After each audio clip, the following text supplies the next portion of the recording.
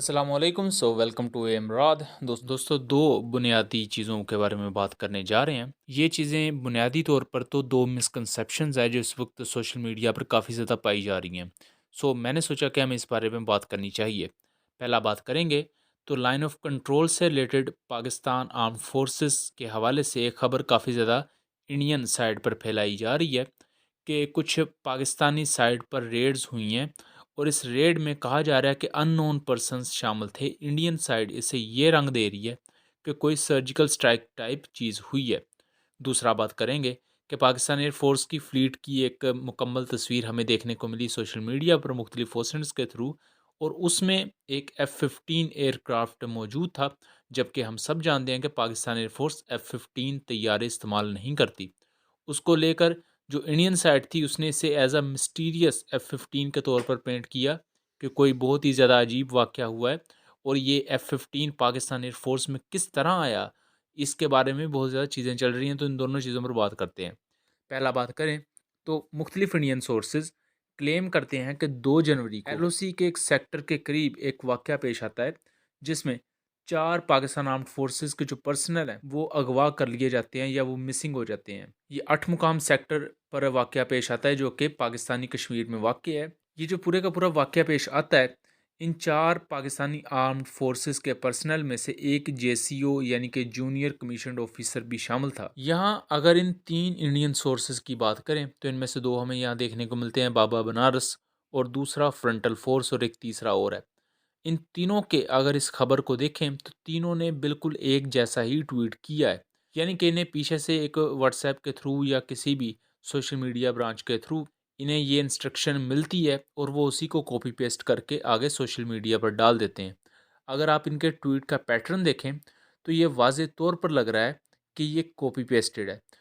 और ये खबर फैलाई क्यों जा रही है, सबसे बड़ी जो चीज़ ये है कि इंडियन ऑक्युपाइड कश्मीर में रिसेंटली जो पूंछ अटैक हुए और उसमें काफ़ी ज़्यादा इंडियन सोल्जर्स मारे गए और बहुत से इंडियन सोल्जर्स ज़ख्मी हुए, और उनके ज़िम्मेदार कौन थे उनका अभी तक कुछ नहीं पता चला। इन तमाम चीज़ों के चलते इंडिया के अंदर इस वक्त काफ़ी ज़्यादा रिफ्ट्स देखने में आ रही हैं, उसके अलावा क्रिटिसिज्म हो रहा है।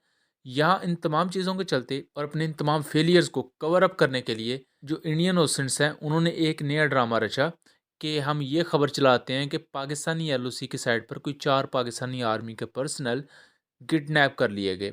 हालांकि मैं वाज़ेह कर दूं कि पाकिस्तानी साइड से या कोई भी दूसरे जो न्यूट्रल ओसेंट्स हैं उन्होंने इसकी तस्दीक नहीं की। मैं वाज़ेह तौर पर यह बताना चाहता हूं कि यह खबर बिल्कुल फ़ेक है। और यहाँ जिस तरह इस खबर को प्रेजेंट किया गया है वो अपने आप में इसे फेक ज़ाहिर कर देता है कि 3 अकाउंट्स हैं और तीनों एक ही तरह की ट्वीट करते हैं, उनमें कोमा या किसी वर्ड का भी चेंज नहीं है, वाज़े तौर पर कॉपी पेस्ट होने का सबूत है। अब हम दूसरी टॉपिक की तरफ आ जाते हैं। तो पाकिस्तान एयरफोर्स की पूरी फ्लीट की एक झलक हमें देखने को मिली तस्वीर में, और इस तस्वीर में हमें F-15 एयरक्राफ्ट भी देखने को मिला। F-15 अमेरिकन एयरक्राफ्ट है और ये twin engine aircraft Pakistan air force की फ्लीट में नहीं है। इसके बारे में सोशल मीडिया पर काफ़ी ज़्यादा हलचल मच गई कि पाकिस्तान एयरफोर्स में ये F-15 एयरक्राफ्ट क्या कर रहा है। जैसा कि आप यहाँ इस इंडियन यूट्यूब चैनल को देखें तो स्टडी IQ आई थिंक इनका नाम, तो ये लिखते हैं कि मिस्टीरियस F-15 देखा गया। उसके अलावा मुख्तलिफ इंडियन एफिलिएटेड वेबसाइट्स हैं वो भी इसे इसी तरह क्लेम कर रही हैं कि मिस्टीरियस F-15 पाकिस्तान एयरफोर्स की फ्लीट में देखा गया। यहाँ वाज़े कर दूँ ये F-15 aircraft royal Saudi Arabian air force का है। अब आप सोचेंगे कि सऊदी अरेबियन एयरफोर्स का F-15 यहाँ क्या कर रहा है इनके पाकिस्तान एयरफोर्स के जहाज़ों में। तो रिसेंटली 2023 के सेकंड हाफ में पाकिस्तान, तुर्किया और सऊदी अरेबियन एयरफोर्सेस के दरमियान इंडस शील्ड 2023 एक्सरसाइजेज कंडक्ट हुई थी। इनमें इसके अलावा भी बहुत सी कंट्रीज़ थे जिनके मंदोबीन ने शिरकत की, जैसे कि आज़रबाईजान था, उसके अलावा भी बहुत सी गल्फ़ कंट्रीज़ थे और दूसरी कंट्रीज़ थे। इसी दौरान ये एक ग्रुप फ़ोटो ली गई थी।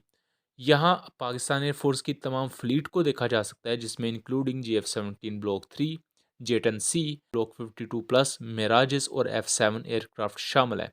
उसके अलावा यहाँ सऊदी अरेबियन एयरफोर्स के F-15 एयरक्राफ्ट भी मौजूद हैं। इसके अलावा यहाँ तुर्किश एयरफोर्स का F-16 ब्लॉक 40 एयरक्राफ्ट भी मौजूद है। लेकिन अब आप सोच रहे होंगे कि इस F-15 को लेकर ये एक सिंपल सी चीज़ थी कि एक इंटरनेशनल एक्सरसाइज हुई, उसमें एक ग्रुप फ़ोटो ली गई फाइटर एयरक्राफ्ट की, तो उसमें सऊदी अरेबियन F-15 एयरक्राफ्ट काफ़ी ज़्यादा ज़रा विजिबल था, इस वजह से वो इसमें दिखाया गया। अब इसे मिस्टीरियस F-15 करके पेंट क्यों किया जाता है? ऑब्वियसली जब आप मिस्टीरियस F-15 करके पोस्ट करोगे, एक तो उससे मिसकंसेप्शन फैलेगी कि पाकिस्तान ने कोई अमेरिका से सीक्रेट डील कर ली है F-15 लेने की या इसी तरह का कुछ और। दूसरा ये कि जब इस तरह का आप थंबनेल दोगे या इस तरह का आप क्लिक बेट डालोगे तो ऑब्वियसली उससे आपकी रीच बढ़ेगी, आपको ट्रैक्शन ज़्यादा मिलेगी सोशल मीडिया पर और एक सनसनी सी फैल जाती है। मीडिया एजेंसीज इस तरह के टैक्टिक्स को यूज़ करती हैं और मीडिया में ये चीज़ गलत नहीं समझी जाती, क्योंकि जो मीडिया से रिलेटेड एक पूरा वर्ड है, आप समझ लें एक फिनोमिनन है इससे जुड़ा हुआ, उसमें आपने लोगों को अपनी तरफ अट्रैक्ट करना होता है।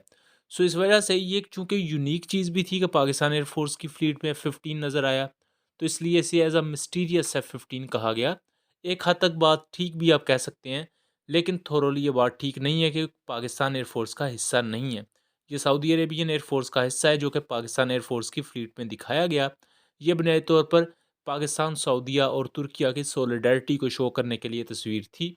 और यहाँ बात की जाए तो ये काफ़ी रेयर भी था।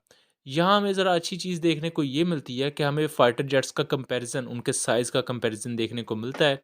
जैसे कि अगर आप सिंगल इंजन एयरक्राफ्ट को इन ट्विन इंजन एयरक्राफ्ट यानी कि F-15 से कंपेयर करें तो आपको वाज़ेह साइज़ का फ़र्क पता लगेगा और इसी से आपको पता लगेगा कि एक ट्विन इंजन एयरक्राफ्ट क्यों ज़्यादा रेंज रखता है, क्यों ज़्यादा वेपन कैरी कर सकता है, क्यों उसका मैक्सिमम टेक ऑफ वेट तो यहाँ आपको साइज़ देखकर अंदाज़ा हो जाएगा। बाकी उम्मीद करता हूँ दोनों चीज़ों से रिलेटेड क्लैरिटी वाज़ेह रही होगी। मिलेंगे अगली वीडियो में, तब तक के लिए अल्लाह हाफ़िज़।